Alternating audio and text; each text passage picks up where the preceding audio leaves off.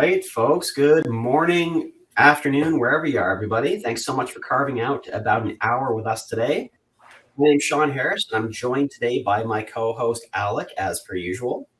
Today's session is going to be called From Vision to Execution, Delivering with Confidence. What we're going to be doing, folks, is spending the next 60 minutes unpacking a gap that I think we see all too often, and that is really down to what we plan to deliver and what actually lands on the bottom line.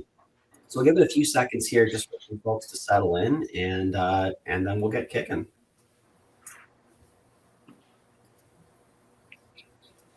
All right. And okay, I know folks are still trickling in here, but I think just for general intent, this is a panel-style conversation.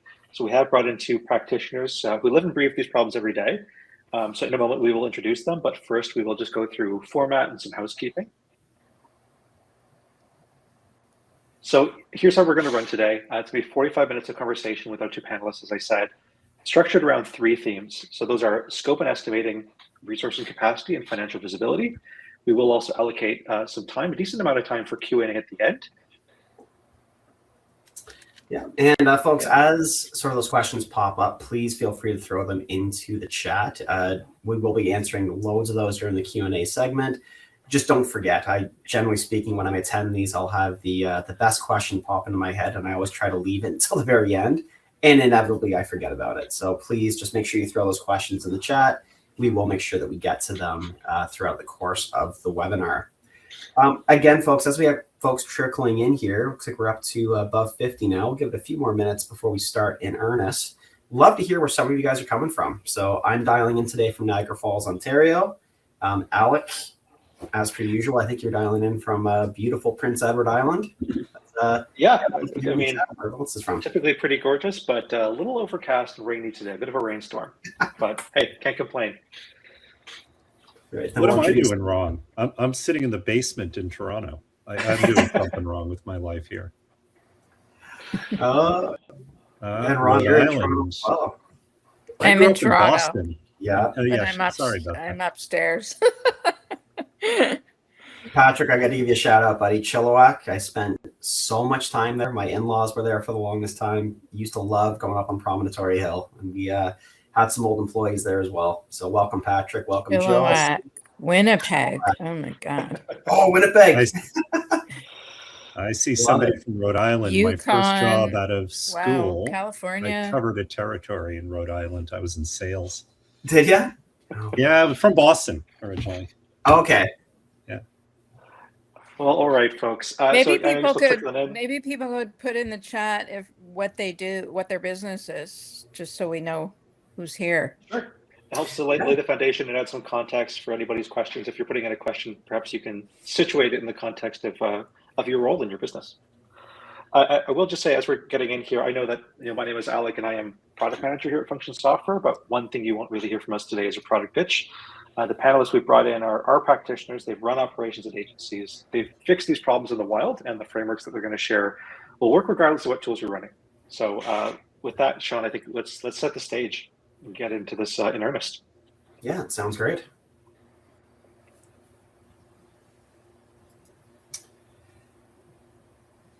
All right, folks. So yeah, we sort of talked at the very beginning, just briefly about what we're covering today, and really kind of comes down to that gap between what it is that we're hoping to accomplish versus what we're actually accomplishing. Why does this conversation matter right now? Well, for those of you who have been with us throughout these thought leadership webinars, we continue to reference an industry report that we put out once yearly. The last one we did, it really painted a sobering picture of 2025. Now, I'm sure you can see these numbers on the screen, folks. Quickly go through them here. So 46% of agencies lost revenue last year. That's not stagnant. 46% of agencies lost revenue.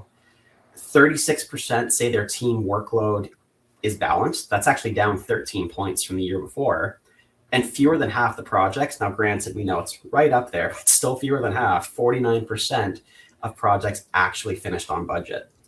Now, the thing is, with our job, myself and Alec, we get the chance to talk to creatives all the time.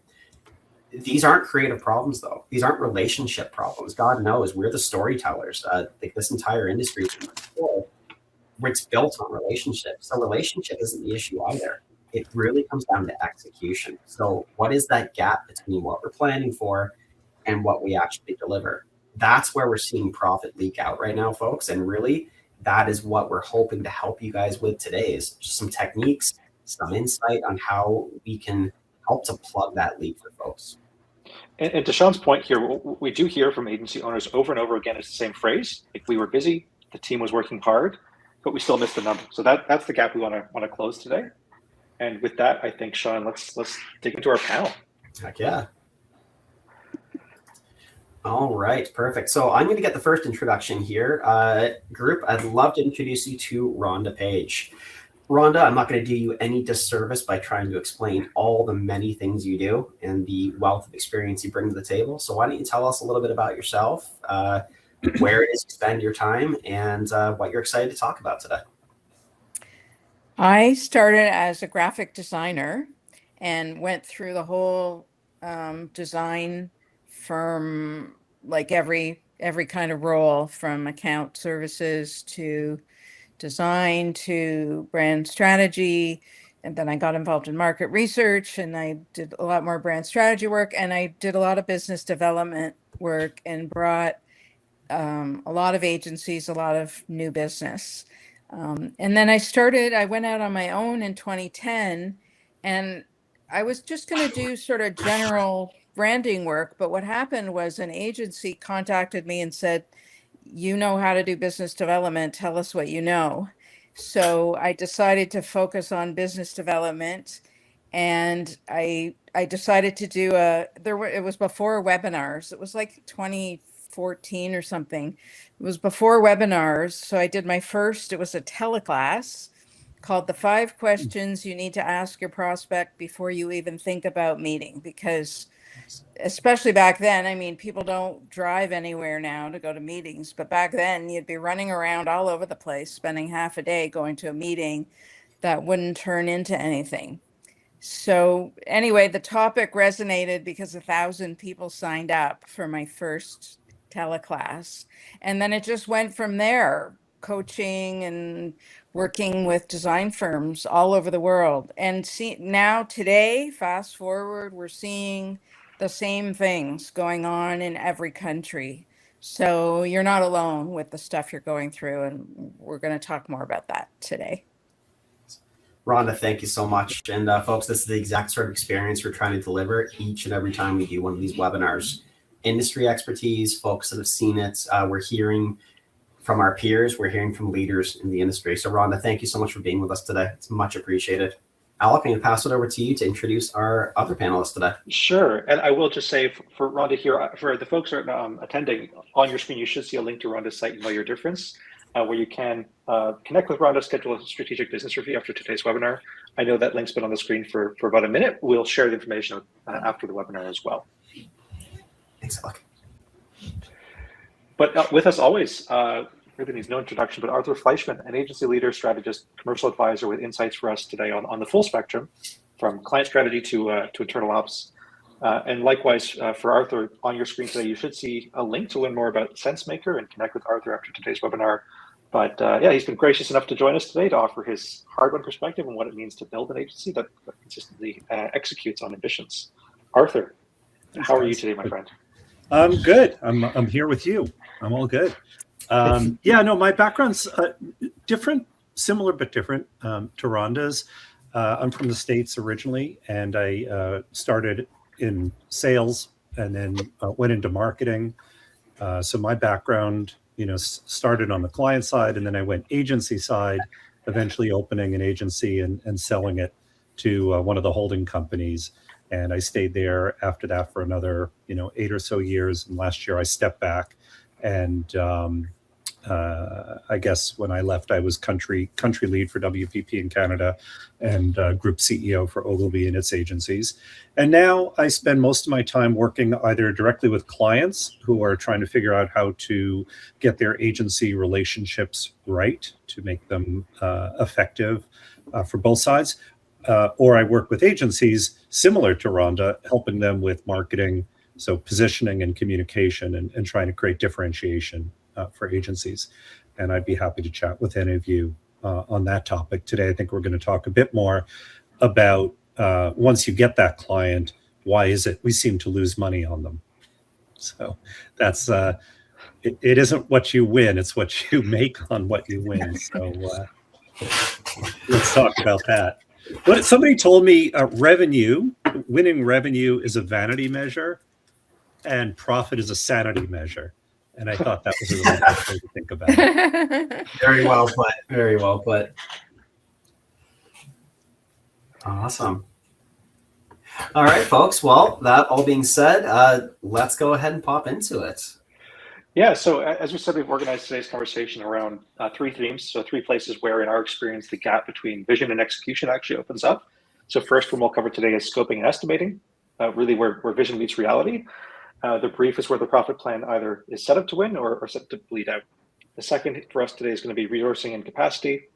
Point here being, even with a good plan, if your team is at 120% or your utilization is opaque, you're going to overservice and burn people out.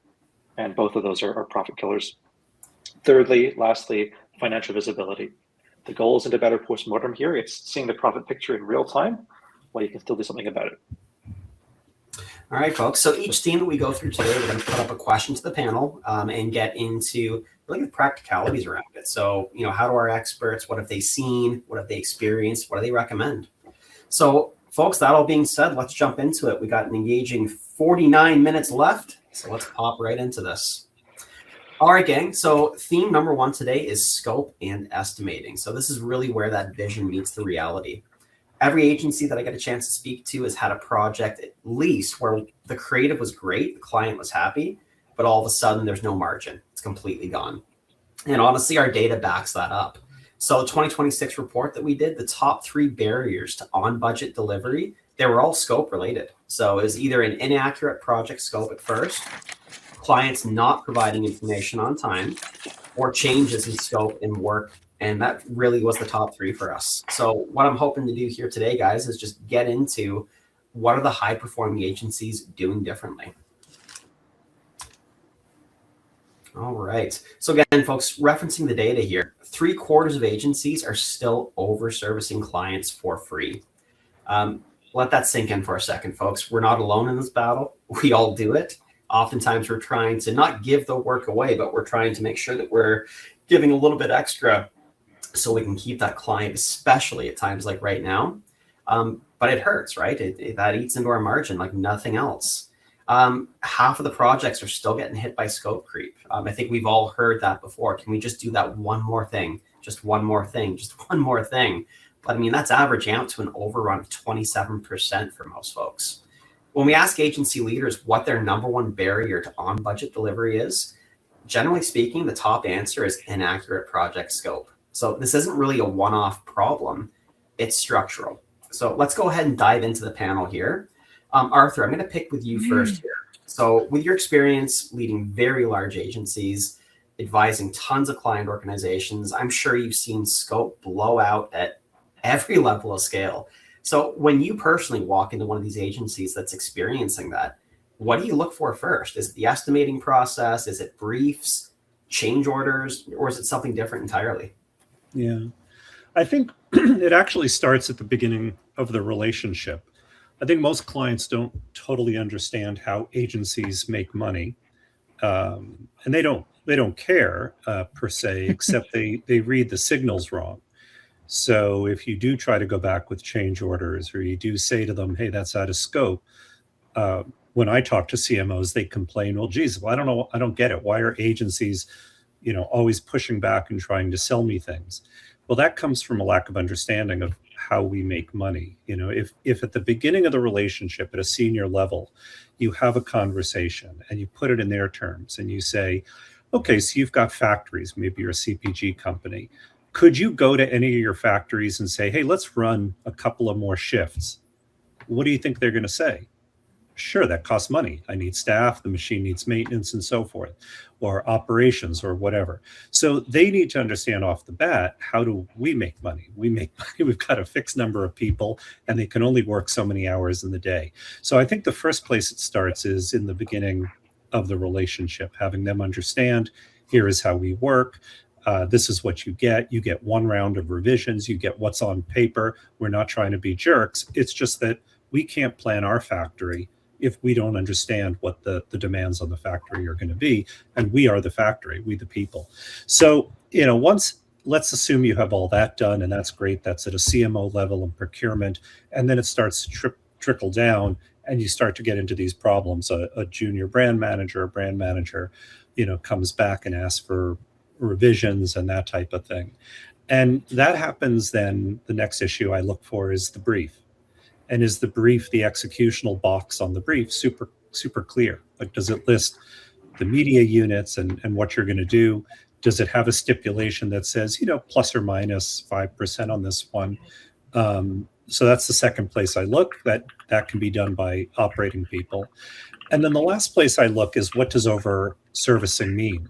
Because sometimes agencies like to do things to show their value, which have zero value to the client. And I've been part of that. Let's show them this really cool idea.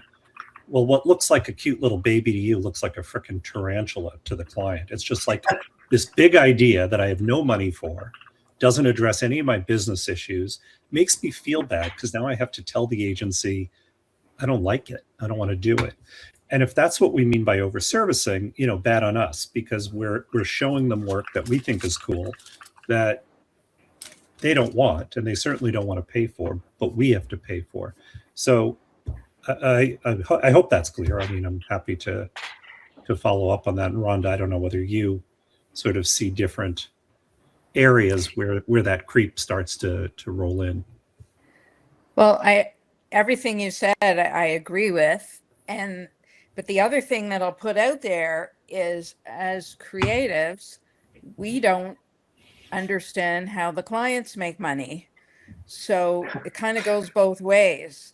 And I think it's a good idea to start understanding how they make money. I mean, of course, they need to understand how we make money, but also we need to understand how they make money, because I've been on the other side and I've had creatives come to me and say, it'll just be an extra $5,000 for this.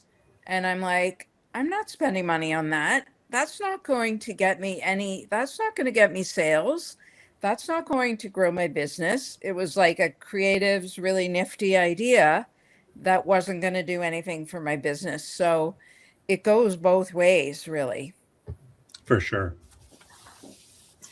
Arthur, you brought up a really interesting point there that I just want to sort of hone in on, because there's two really practical pieces of advice there.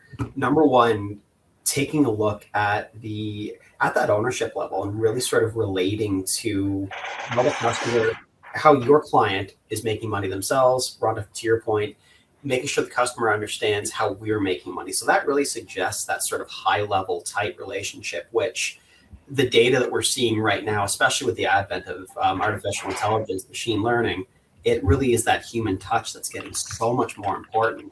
But I feel like a lot of folks are still very resistant to that. So, that, and obviously the practical part of the brief, like making sure that you're doing that basic work right. And to me, both of those sound very foundational: relationships and then the practicality of the brief.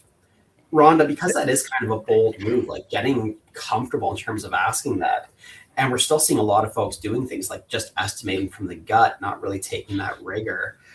I guess, what would you say, what helps to get through that hurdle? I mean, it can be a big ask, asking somebody if they've never done that stuff before. How do you get your creative folks to really start trusting that, hey, you can have that conversation and, you can really focus on that process rather than just sort of doing it by feel? Any advice there?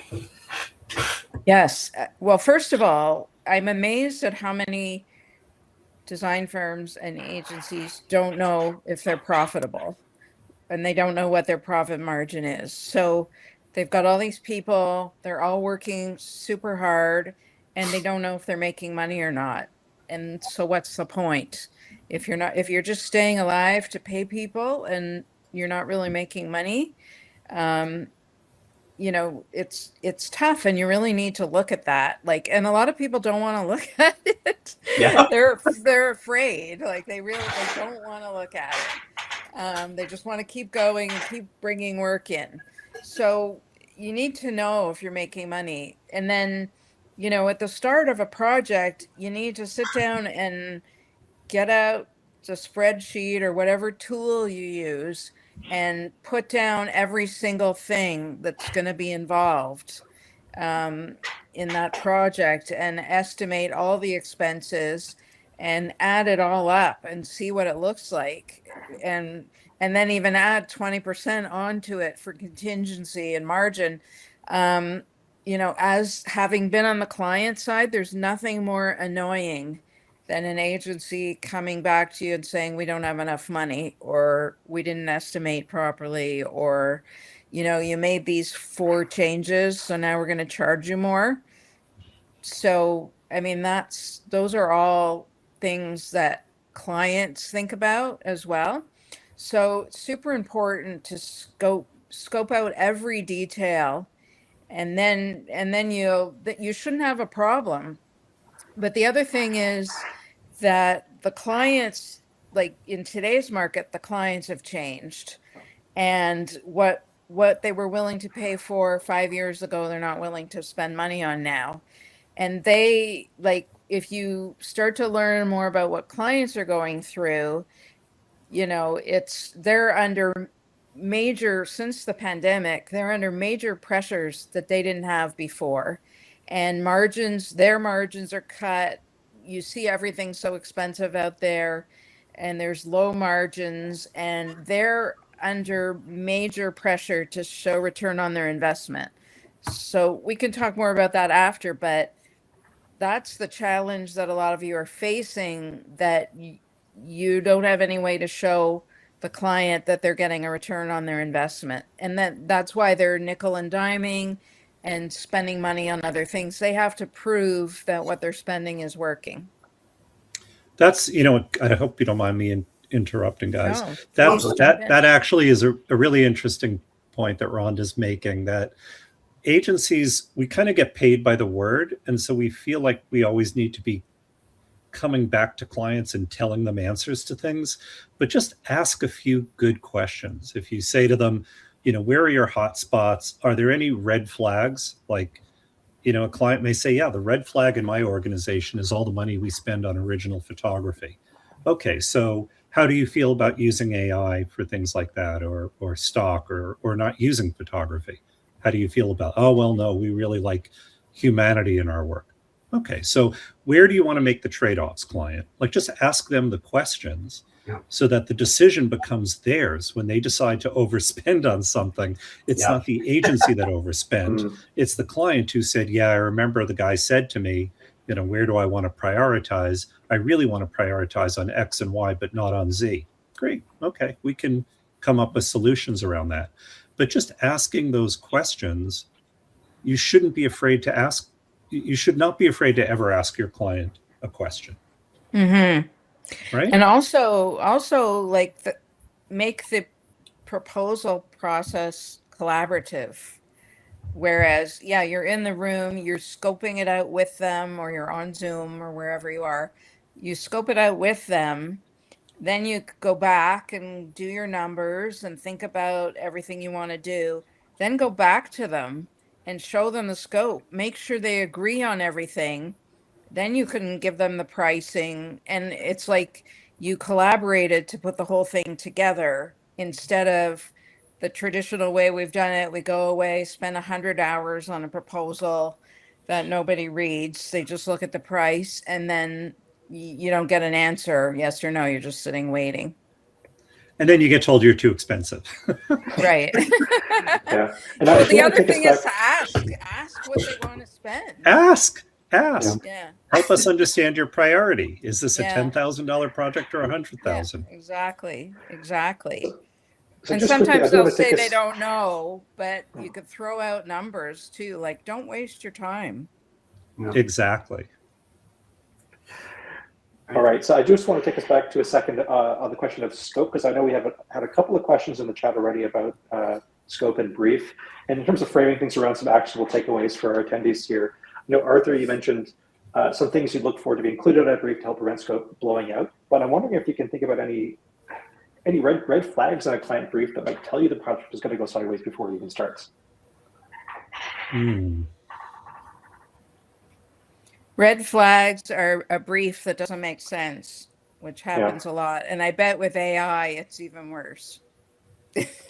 I think vague briefs as well. Yeah. Like when a client, what Rhonda was saying, well, we don't know.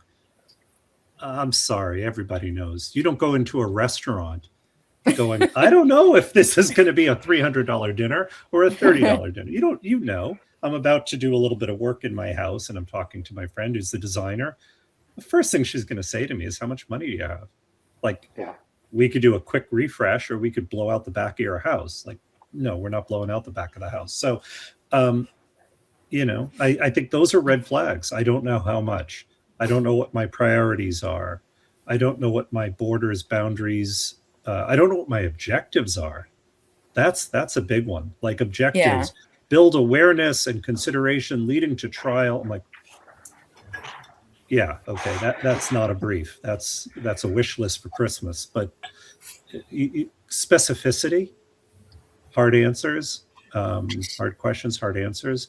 Those are red flags when a client will say things like, gee, I don't know, you're the expert. You tell me what it's going to cost. That's a red flag. Then I start to ask questions, Yeah. Well, it's interesting. Hopefully that addresses a little bit of the questions we've had. This is kind of the trappings of a general guideline or cheat sheet here. So I'm sure we might have a couple of follow-ups before we move on. But Sean, I know I'm conscious of time here. Do we have some more time for more questions on this topic, or do we want to continue on with? Let's continue on, but there's definitely some questions in the Q&A that we want to make sure that we get to again there. All three of them, Michael, Arifin, and Emily. These are fantastic questions around scope, so we will catch these at the very end. All right, well, let's just put a hat on this section then for now. Let's say if I'm an agency owner listening to this, what are the moves? What does good actually look like? So I've got 4 moves highlighted on this slide for now. First is estimating from history, not gut. Documenting the brief as a record. Building that buffer in, like 10 to 15% per PM. And making change orders routine, not awkward. Across the conversations we have, these are 4 things that I think high-performing agencies do differently. None of them are exotic. They're discipline problems. And that's actually good news because discipline is a thing that you can build. But let's move on ahead here to the theme number 2, which is resourcing and capacity. And this is the one where agency owners tell us, we have a great plan, we have great talent, somehow we still miss. And when we dig in, the answer is almost always the same, just that the team is either overcapacity or the utilization data is invisible or both. Sean, do you want to maybe set the table here with this one? Yeah, I mean, a few of the webinars that we've done, guys, we even used the phrase ourselves, feast to famine, famine to feast. That's really what the 2026 data showed us. So basically 36% now, that was 13 points higher last year, are saying that their workload is balanced, right? That they have the right mix on their teams running. So what we're going to be doing now in this section, folks, is sort of getting into what that actually means and what is it costing folks. So pop over to the next slide here. Yes, here we go. All right, beautiful. And Alec, I'll let you jump in on this. Yeah, sure. So here's the picture. Looking at the data, average billable utilization dropped 8 points year over year. Only 36% of agencies say that their team is in balance. 15% say that their teams are frequently overworked. And the sweet spot, that healthy utilization band, sits somewhere between 70 and 80%. Above 90, and you're burning people out. Below 65, you're bleeding margin. Most agencies don't actually know where their team is sitting week to week, which is, again, kind of a surprise. So I do want to jump right back into more questions here. So I'll direct this first one to you, Rhonda. Rhonda, your coaching work puts you right in the day-to-day of agency owners. You tend to see these patterns before they show up in the numbers. Again, so utilization has dropped 8 points in a year. What's your read on what's actually driving that? Is it lost work, inefficient delivery, or something else entirely? I think all of the above. Probably not charging enough, probably too many people, probably going over budget. as designers, and I'm guilty as being a designer, we spend too much time on everything, trying to make it, it's never perfect enough. So I think we've got to get out of that kind of that never perfect enough and spending way too much time really tracking the hours and not having too many people on a project, like really taking a good look at what you actually need to get the thing done. Well, I can reframe that for Arthur here. So Arthur, in your executive leadership capacity, you've had to make some of these hiring calls at scale. You know what it costs to get them wrong. I know most agencies hire reactively, usually right after a painful quarter. What does capacity-led hiring actually look like? How far ahead should that conversation be happening? Yeah. Well, you know, to Rhonda's point, I learned the power of project management, the PMO, fairly early in my career. When I had my own agency, we had a very large, we were a consumer agency, but we had a large pharmaceutical client, and they were incredibly disciplined. And every meeting, a project manager showed up. And I'm like, what the heck is she doing? I don't understand what she's doing here. And then I started to understand, oh my God, she is the backbone, the spine of everything this organization. It's a large pharma company that will go nameless at the moment, but she ran that thing, you know, like a director. Like she was basically the CMO, or even the president could be in the room, and she had the ability to say, sorry, no, you're not going to do that because here's the implication of it. So, you know, I think that where it all starts, and these tough positions we're in, is we put people in a position. They may have client service expertise. They're excellent at managing a client, or they're excellent at strategy and understanding a design or a creative output or a marketing output, but they're not excellent at producing, at being, back to the analogy of the factory, to running the workshop. And I think it starts by ensuring you breed into your organization a really strong PMO culture. And that's getting more and more important, which we can talk about a little bit later if you want to get into, you know, the impact of technology.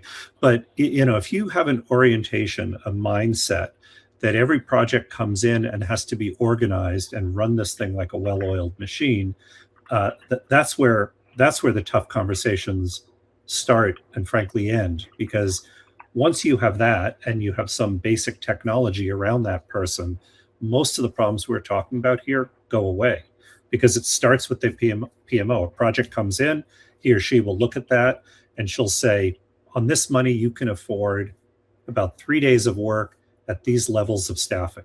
And that's it. That's what goes out. That's what you're allowed to spend. And at the, you know, if you go over that, you need to be able to justify, why are we going on to day 4, day 5, day 6? And oddly, you know, and I've worked across a lot of organizations, small and big, they actually don't have that mindset at all. They have no idea what, you know, you'll go to a creative director, you'll say, I threw 3 teams at this because it's a cool opportunity. And you'd say it's like a $5,000 project. We can't afford 1 team, much less 3. But that takes a mindset of, you know, inputs and outputs. Oh, much appreciated, Arthur. I think we have maybe time for one more question. I can put it to either of you here, related to the burnout question. Again, looking for actual takeaways for our audience. So what would you say is the earliest signal an owner can spot that tells them that their team is heading into burnout territory before it actually shows up in, say, a resignation letter?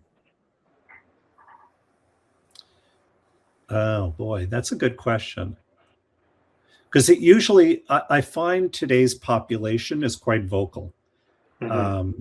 I don't find people allow themselves to go into burnout without talking about it. Now, if you're an organization that does do timesheets, you will see that early on. You'll see if burn rates are getting really hot. And they can be hot around a pitch, around a, you know, an acute deliverable.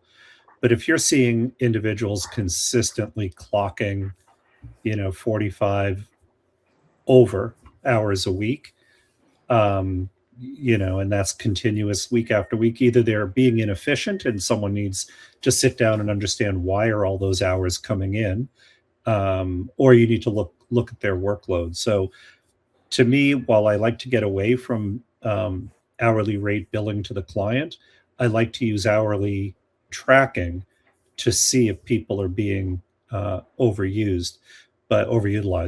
But my experience in the last 5 years, in my last position, people are pretty vocal. they'll come to you before you have to go to them to say, I'm working too hard. Fair enough. Yeah, a bit of a generational change there, I suppose. I think so.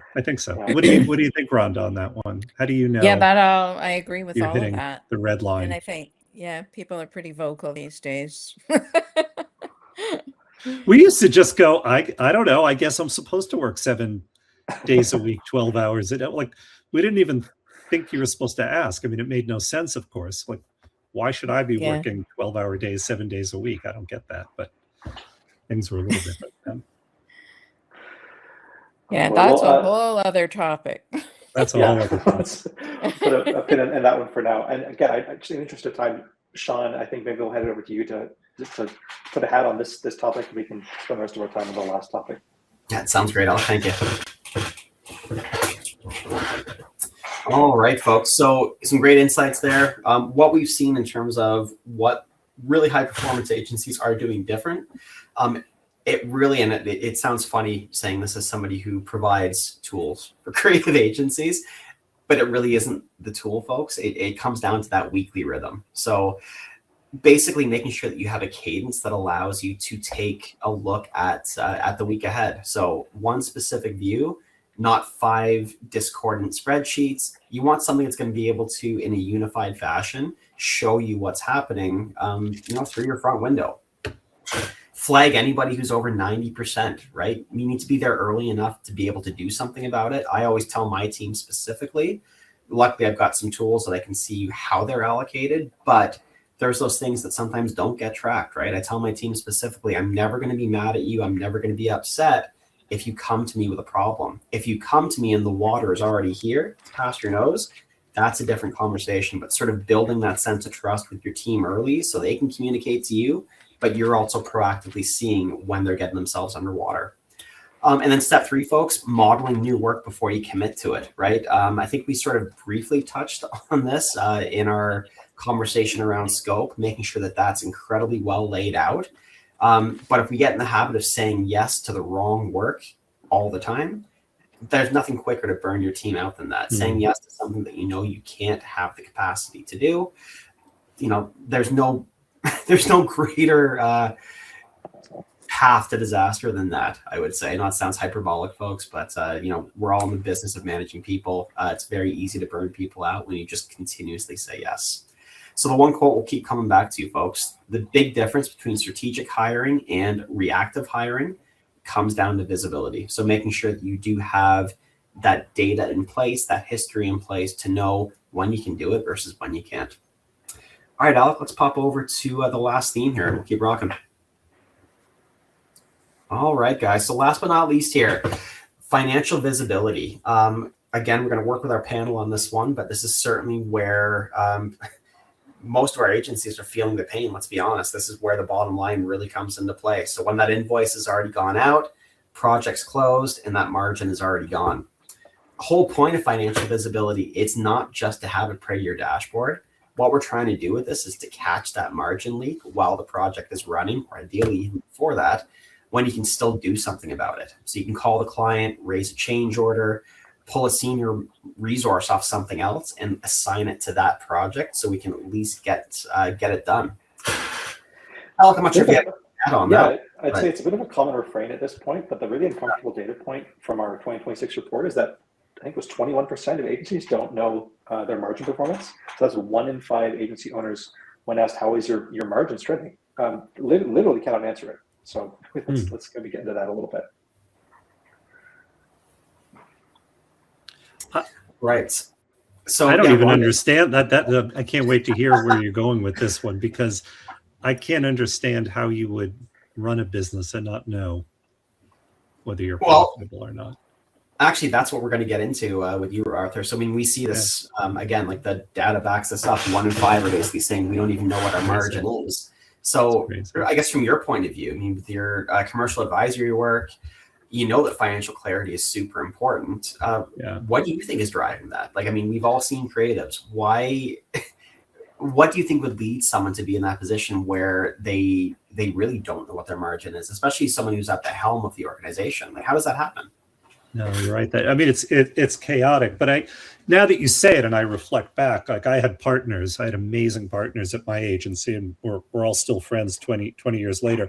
But we all had different strengths, and I can tell you, they didn't all come into the business with a business mindset. They didn't think revenue, top line, bottom, costs, and then bottom line. They weren't idiots at all, don't get me wrong. That was not their orientation. That's not what they were focused on. They were focused on something else: consumer insight, design, narrative storytelling, whatever. They looked to me and my CFO to make sure that we were profitable every day, every month, every year. So I think probably you're right. I think it probably starts with organizations that might be founded by people who don't come from a business orientation. They come from a different orientation, and that's not a criticism. That's just a fact. They weren't trained that way. Their brain doesn't work that way. That's not how they think.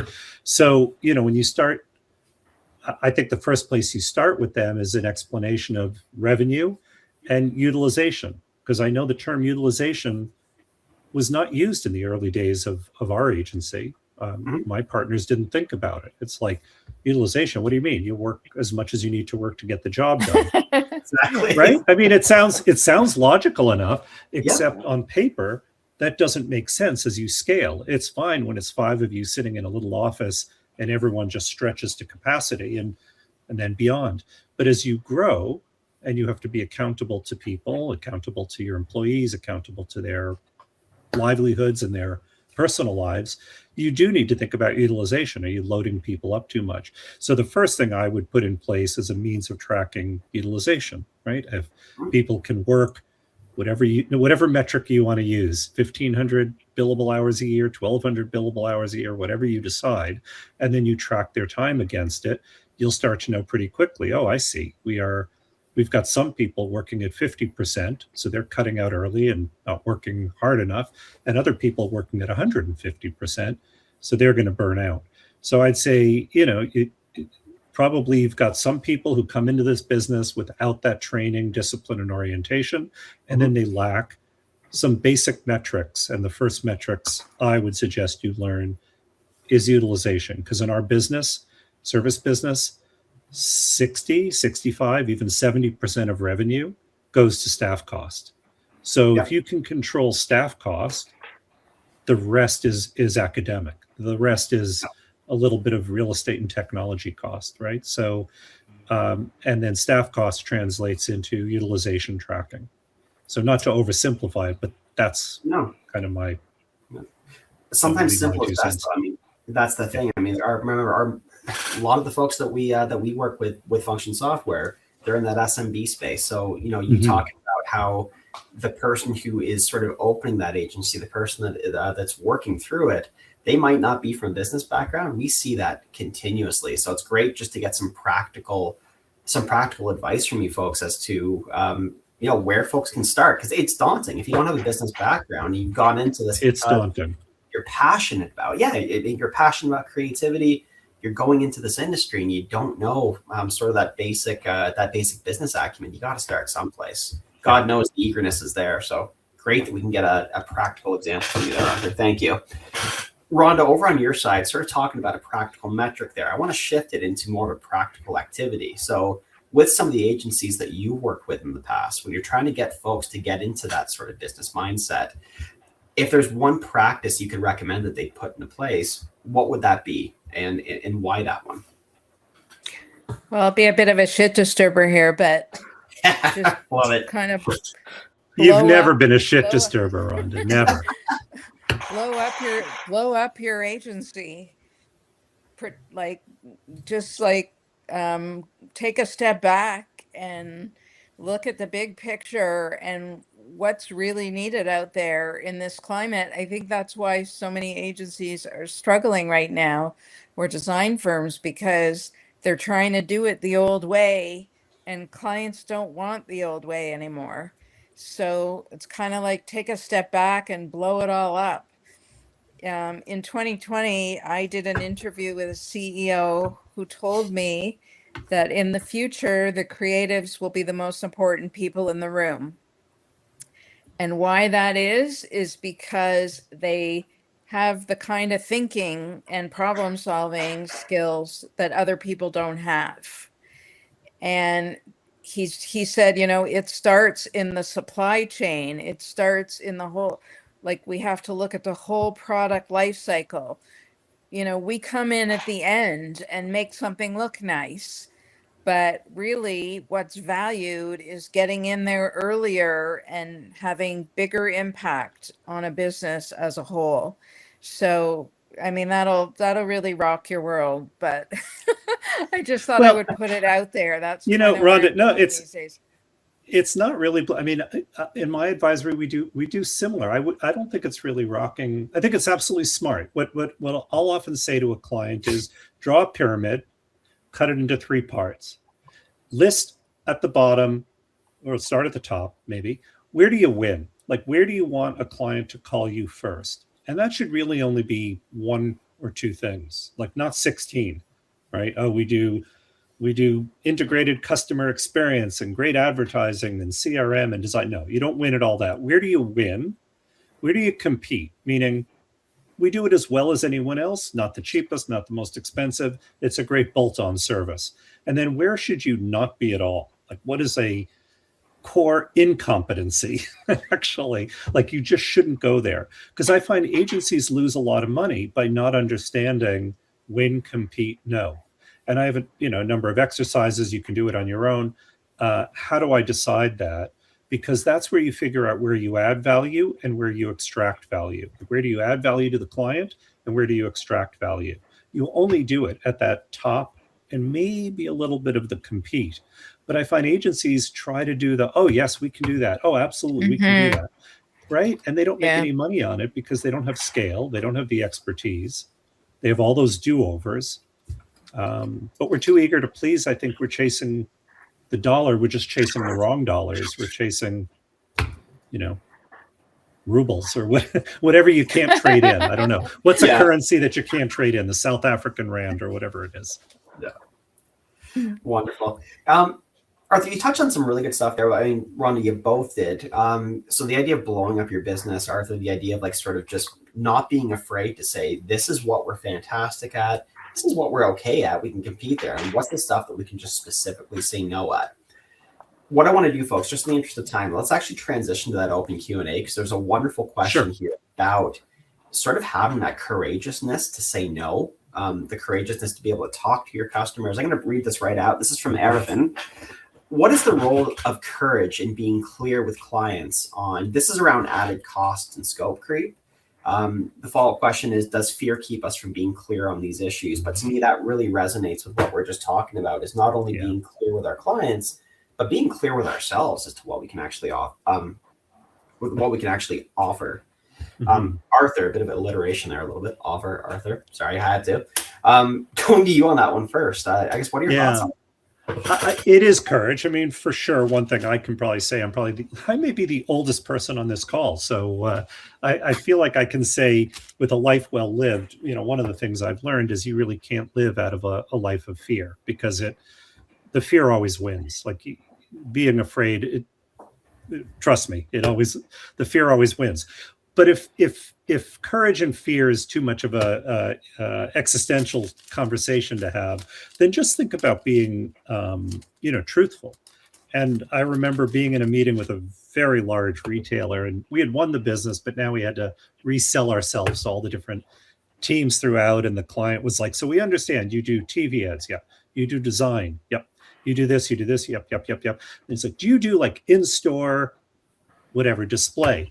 And I was searching for the word, and my partner goes, that's not even a core incompetency for us. No, we cannot do that. I said, he's like, look, why would we? And meanwhile, I'm thinking, well, we do have a design team. Could we learn how to do? Meanwhile, my head's going like this. And he's like, no, we don't have it. And the client went, okay, good. Thank you. I'm just trying to understand, where do we stop briefing you and stuff. And I think, maybe don't worry about, am I being brave? Or just be truthful. Like, if you can do it, and the way if you can do it is you've done it. And if you absolutely don't even know where to start, and you're going to have to start chat GPTing, like what is an end dial display, you don't do it. Right. And just be truthful, because you'll never win on those assignments anyway. There's nothing. Yeah. It's not about fear. You're going to lose money, and you're going to lose that client. Wonderful advice. I mean, I'm remembering I newer to this, we'll say, than you, Arthur, but overall, I mean, I remember what's some of the best advice I got in my career early on was just clarity is kindness, right? Like just Clarity is kindness. Clarity is kindness. Like folks aren't looking to set you up when they ask you that question. They're looking for an honest, professional answer. So just don't be afraid to tell it like this. Yeah. Arthur, great advice. Thank you. Arthur, I hope that answered your question there. Alec, I'm going to put it to you you want to grab a few more of these here and we'll put them to the panel? Sure, yeah, I'll take a look through our Q&A. You have a couple of minutes here to get your questions in. I think while we're letting some questions pour in, I'd be curious to throw a question to the panel, just because clearly people are coming to the webinar looking for some advice, but like maybe a counter example, what's perhaps a piece of advice that you hear a lot that you actually disagree with? And maybe that would be a good takeaway for our attendees. Say that again clearly. Sorry, it blurred a little bit for me. Sorry, let me restate that clearly here. What would we say is a piece of advice that you hear a lot that you actually disagree with? That you hear a lot that you disagree with? I have one. Okay. Mm-hmm. So everybody's talking. There's a million people out there promoting every business development course and how to get business and how to close business and how to do proposals. But that's not the issue now. The issue is offering something different. So you could take all the business development classes in the world and still not have business because you're competing in a sea of sameness and you've been commoditized for the cheapest price because of your model, and what you're offering is there are so many talented designers out there and they're all doing it the same way. So more classes and courses and proposal training isn't going to do it. And I would say it might be building on this a little bit to one of the things you said in there, Rhonda.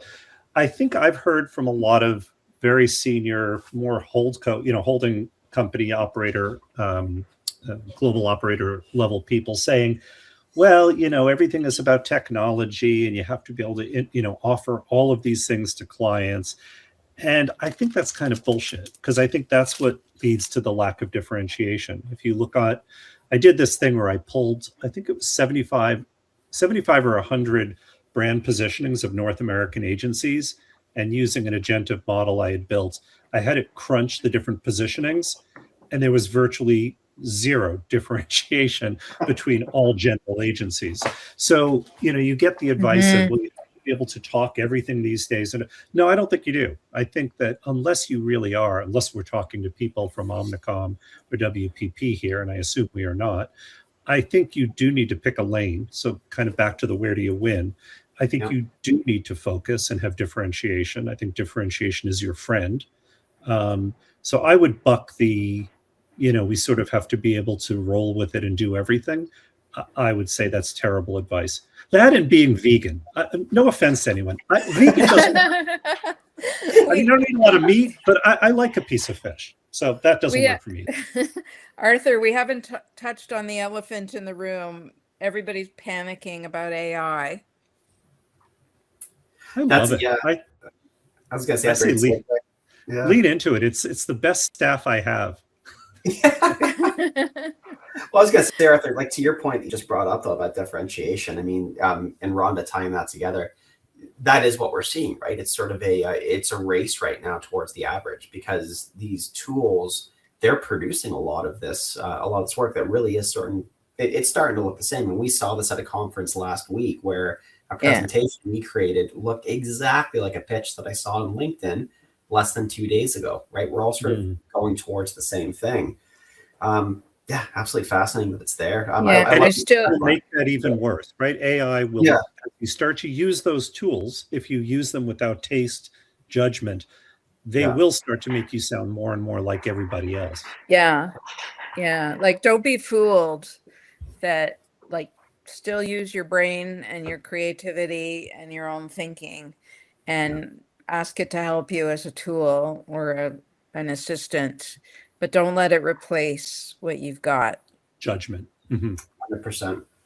That's sort of the advice that we're giving folks as well, is you should really treat it as an assistant, nothing else, like nothing more. I mean, we're all in on it internally as well. Like, we're using this to maximize what our teams can do, but not to reproduce the creativity with which they are able to put new ideas out there, if that makes sense. Like, we don't want the artificial intelligence telling us what we need to design. We do want it helping us to do that work after we've come up with the idea, if that makes sense. Exactly.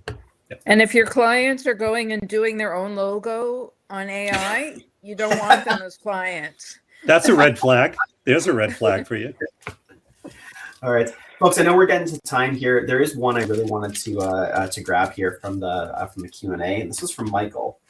As a project manager, I want to know how I can convince my directors that a lot of uncontrolled meetings, my apologies, folks. A lot of uncontrolled meetings kill productivity. Meetings are important, even if they go over. Michael, if I can just give you a bit of advice on this one, and this really is germane to what we were talking about in terms of the financial side of things.